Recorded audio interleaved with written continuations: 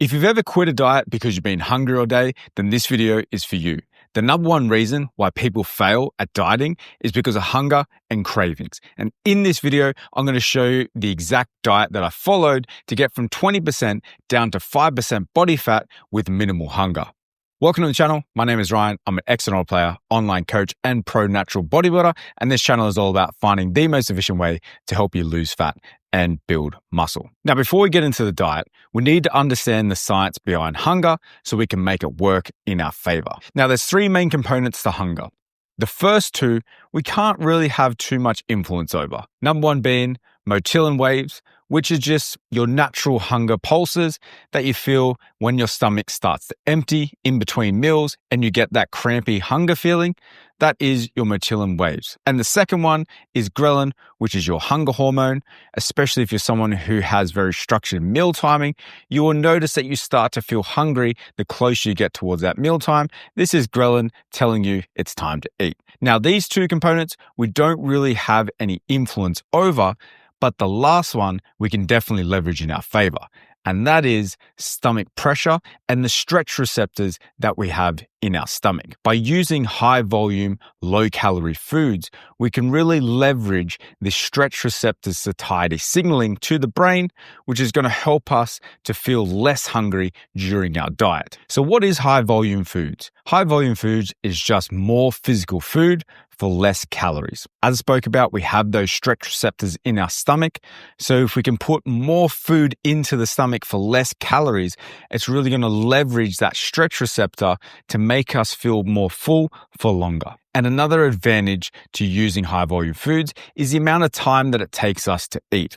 If we have a lot of food to get through, it's going to take a lot longer for us to eat, which gives time for our natural satiety signals to really start to ramp up. For our satiety signals to be in full effect, it's usually 20 to 40 minutes after our first bite. So if you're having something like a cookie, which is going to take you roughly 2 minutes to eat, you'll have to wait up to 18 to 38 minutes before we even start to get the satiety signaling.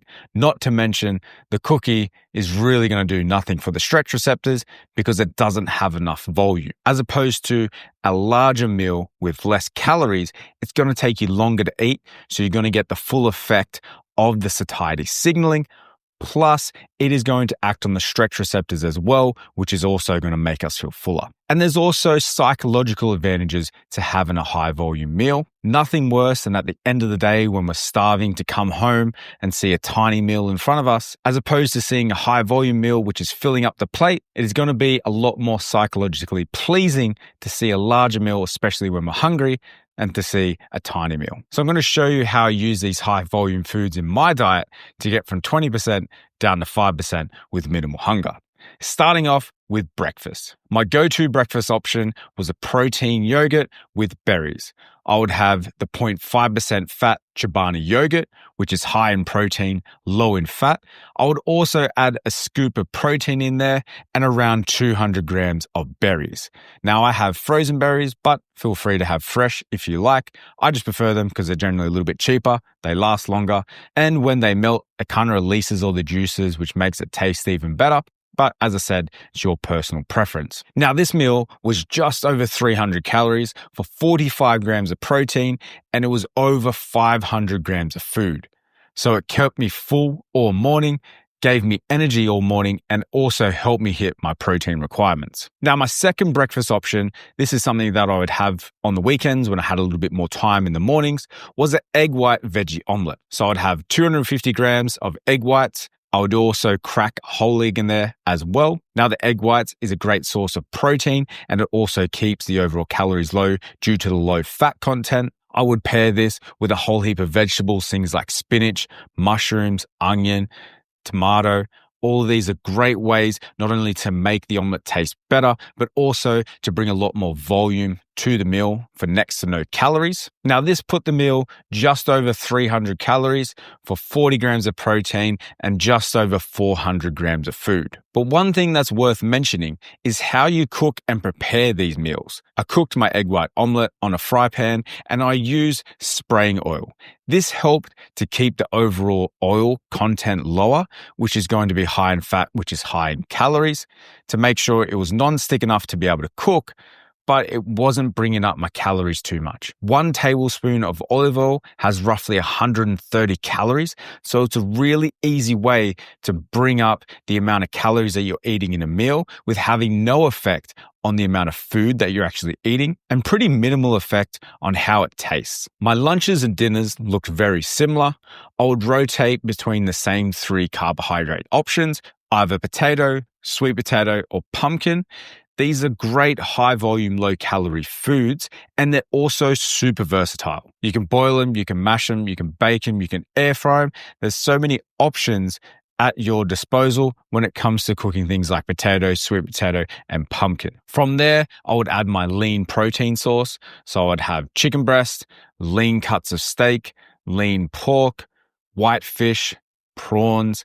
These are all great high protein, low calorie options that you can add into your meals, to increase that food volume, but also help you to hit your protein requirements. From there, I will just add a whole heap of vegetables, whether that be frozen or fresh. Generally, I would steam them as that kept majority of the volume. When you bake and air fry, it can reduce a little bit of the volume, but veggies are so low in calories, I honestly wouldn't stress over it. Just make sure we're not adding a whole heap of oil to them. Now, a regular dinner would look like 200 grams of chicken breast, 400 grams of potato, and around 200 to 300 grams of vegetables. This meal would come to just over 600 calories with 55 grams of protein and over 800 grams of food. I've honestly given this meal to clients in the past and they can't finish it because it's just too much food. So it's a great way to leverage high volume foods to try and keep those calories low and also hit your macro and calorie target for the day. A lot of the calories we're going to accumulate is actually going to be from how we cook and prepare our meals. If we're adding 1 to even 2 tablespoons of oil, that can take this 600 calorie meal up to 750 to even 900 calories with having no effect on how much food you're actually eating, and also pretty minimal effect on how the food tastes. This also goes for things like creams, butters, and cheeses. Especially when it comes to cream and cheese, there is plenty of low-fat options out there, which is going to give you that same great taste for much less calories. So just being mindful when cooking your meals of the added fat that can easily be chucked in through these creams,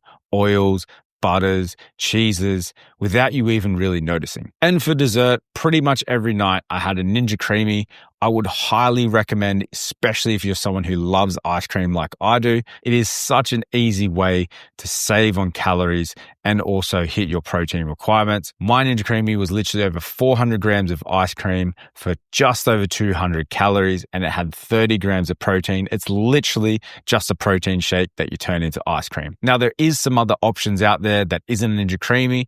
You can look at things like low sugar, low fat ice creams. Also, some of the protein ice creams are a good option as well. However, I would honestly say that Ninja Creamy, especially when you perfect the art, will actually taste better.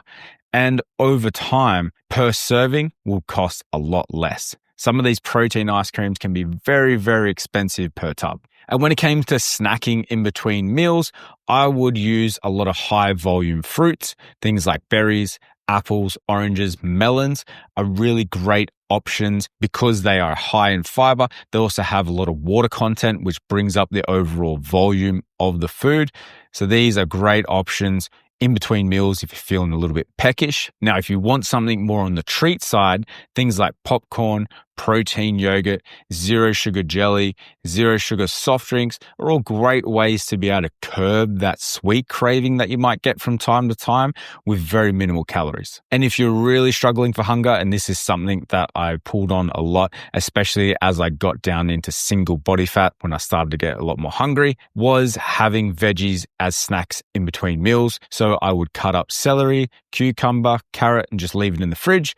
And whenever I got peckish in between meals, I would would go and snack on that. Great option, just to be able to chew on something, get that satiety signaling for very minimal calories. Obvious snacks that you want to avoid is baked goods, some cookies, cakes, croissants. We know that these things aren't going to keep us feeling satiated. We know that it's not going to be the best idea, especially when we're in a calorie deficit. But what about the health food snacks? Things like muesli bars, things like dried fruit, nuts. Now, these may seem like great options, but they are generally packed with calories for very little food volume. For example, dried fruit per gram can have up to 3 to 4 times more calories than a whole food option. Because it's stripped of all its water, it reduces the food volume so much that it increases the amount of calories that you're going to get per bite. So I would definitely not be going for dried fruit and be going for the whole fruit version. Although nuts have heaps of micronutrients, which can be fantastic for our health, it also comes with a lot of calories.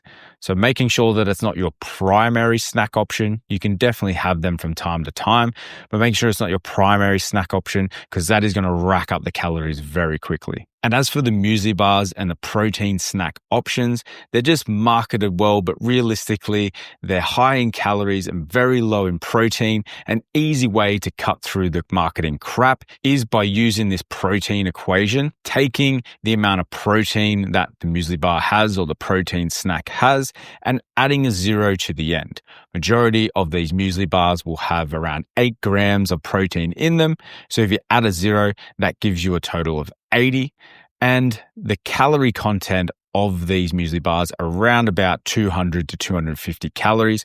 So what we ideally want is for that protein number to be higher than the amount of calories. And seeing as though 80 is not higher than 200 or 250, it is a poor source of protein for a snack. Whereas you take something like a Chobani yogurt, which has 20 grams of protein, if you add a 0 on the end of that, gives you 200 for around about 150 calories. This is a great option for protein and also being able to keep your calories low. And now for some practical takeaways, always trying to have some type of protein in your meals and even in your snacks. You can use that protein equation that I talked about. Just add a 0 to the end of the protein amount. That should be a higher number than the calories you're consuming for that particular snack. Having water-rich foods, so veggies and fruits, so staying away from dried fruits and things that have been processed to bring the water out, as this is going to decrease food volume, which will increase the calories per bite. Choosing fiber-rich foods because it's going to slow down digestion,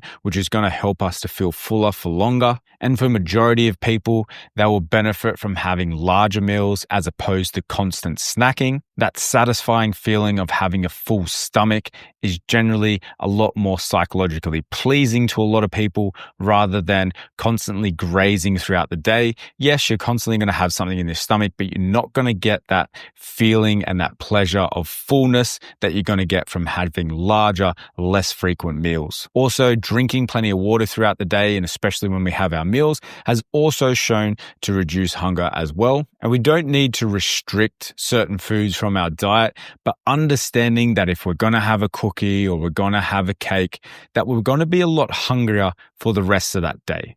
So we just need to understand that we're making the trade-off. If we want to have an indulgent food like a baked good, that you're probably going to be hungrier for the rest of the day. We're all adults. We can make that trade-off if we want, but just understanding that up front. Keeping your meal choices similar. So I'll generally have the same 2 breakfasts. I would rotate through the different dinner and lunch options, and I'll generally have the same dessert. This made it very easy from a practical standpoint. I knew what I was eating every day, made it easier to meal prep, easy to also track the food, and made tracking a lot more accurate as well because I was pretty much eating the same thing most days. And this will also decrease hunger because we're having very similar foods as opposed to constantly changing things up, which can actually have an increased hunger effect. And trying to make our larger meals between 400 to 700 grams, this seems to be the sweet spot to be able to really capitalize on the stretch receptors in our stomach. And when eating, try to make sure that you're being mindful,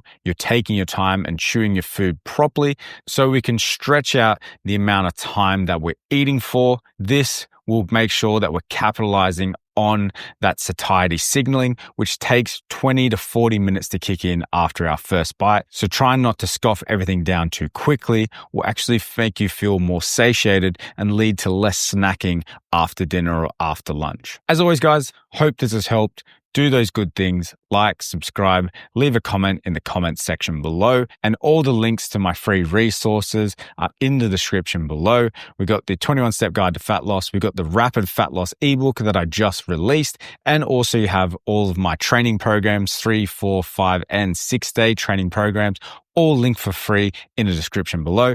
And if you want to work one-to-one with myself, that is also linked in the description below as well. And if you want to learn more about the rapid fat loss protocol, I'll definitely check out this video here where I go into an in-depth dive of the fastest way to lose fat. Till next time, talk soon.